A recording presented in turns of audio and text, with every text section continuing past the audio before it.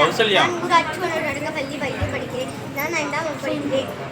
என் சான்றோருக்கு மூளையே பிரதானம். என் கட்டளைக்கு மூளை. நீங்கள் என்னை பார்த்தல், கேட்டல், பேசுதல் போன்ற செயலை செய்வது நம் மூளையே ஆகும். 86 பில்லியன் நியூரான்களால் ஆனது. வானில் உள்ள நட்சத்திரங்களை விட நம் மூளையில் உள்ள நியூரான்களின் எண்ணிக்கை அதிகம். விண்ணை ஆராயும் நம் மூளை நடி 1.600 கிலோகிராம் மட்டுமே. ஒரு நொடியில் எண்ணங்களை உடனே சுற்றி வந்தால் நம் மனித மூளை. நம் மூளை 3 பகுதிகள் உள்ளது. முன்மூளை, நடுமூளை, பின்மூளை. மிக பெரிய பகுதிதான் நம் முன்மூளையே ஆகும்.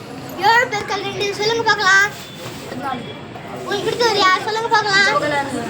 உங்களுக்கு பிடித்த பாடலையா சொல்லுங்க பார்க்கலாம். இப்ப நீங்க சிந்தித்தல் சொன்னீங்க. சிந்தித்தாற்றல், நினைவு கூறுதல், மொழியாண்மை இவை உருவாக்கிய கணித, இவை உருவாக்கிய படைப்பாற்றல், இவை அனைத்துக்கும் முன்மூளையே காரணம். ஒருவரின் ஐக்கு அதிகம் என்றால் முன்மூளைதான் காரணம். முன்மூளையின் கீழ்ப்பகுதியில் உள்ளது சிறியதாக இருக்கிறது நடுமூளை. இந்த நடுமூளை என்ன வேலை செய்யும் தெரியுமா?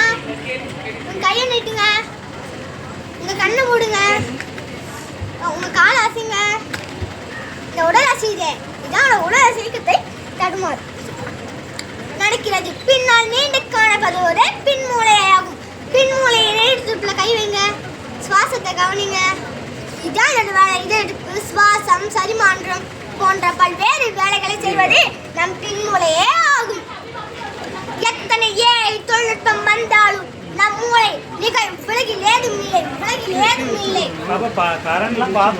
மூளையின் நலனுக்கு நாம் தினமும் 8 மணி நேரம் தூங்குவோம். தூக்கம் நம் மூளைக்கு நாளை செயலுக்கே உற்சாகம் தரும் அமுது. ஆம், உறக்கம் மூளைக்கு